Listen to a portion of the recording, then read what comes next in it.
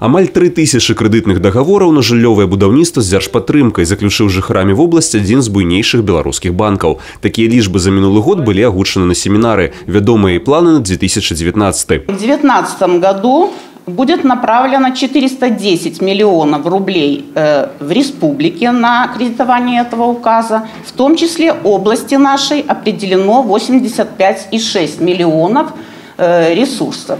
Адны бяруць крэдыты, іншыя робяць уклады. Каб уладальнікі дэпазітаў не хваляваліся за свае грошы, у выпадку, калі банк разарыцца або страціць ліцэнзію, дзяржава гарантуе пакрыццё страт. Адметна, што беларускае заканадаўства дае ўкладчыкам большыя гарантыі, чым прававыя сістэмы заходніх краін, дзе сума кампенсацыі абмежаваная.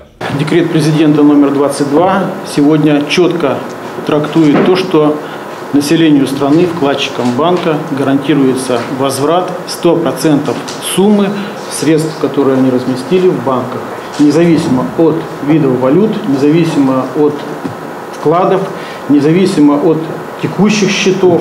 Кліент не павінен цярпець дыскамфорт, галоўны пасыл семінару. І тут дапамогуць не толькі заканадаўчыя гарантыі, але і сучасная тэхніка. У перспектыве людзей пазбавяць неабходнасці стаяць у чэргах.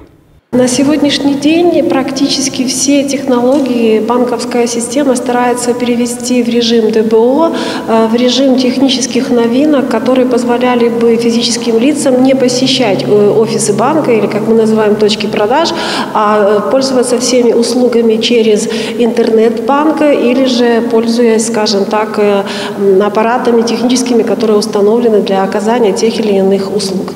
Аўтаматызацыя спросціць жыццё не толькі жыхарам Брэсцкай вобласці, але і турыстам. Мясцовая інфраструктура ўжо дазваляе не звяртацца па кожным пытанні да супрацоўніка банка. У нас около 20 тысяч платежных терминалов сегодня установлено на территории нашей области, которые позволяют принимать все виды платежных карт и совершать все операции, и вне зависимости, в какой валюте они номинированы.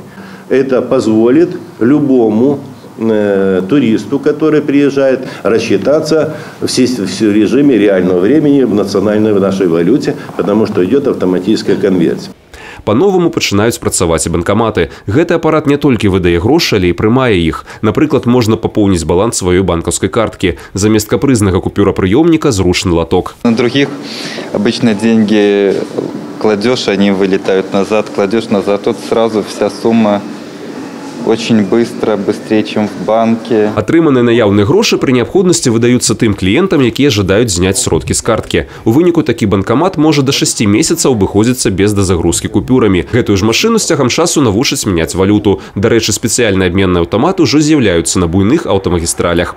Устройство оснащено 4 кассетами с купюрами белорусские рубли и 4 боксами с монетами. То есть можно обменять как $1, $5, но, к сожалению, нельзя обменять $7. Устройство не выдает сдачу. Аўтамат прымае долары, еўра і расійскія рублі. І, што важна, працуе 24 гадзіны ў суткі без выхадных, што зручна для турыстаў. Праўда, такія машыны пакуль можна палічыць на пальцах адной рукі. І знайсці іх не так лёгка, трэба ведаць месцы. Таму банкам ёсць над чым яшчэ папрацаваць. Валянцін Бойка, Юрый Плінда, тэлерадыёкампанія «Брэст».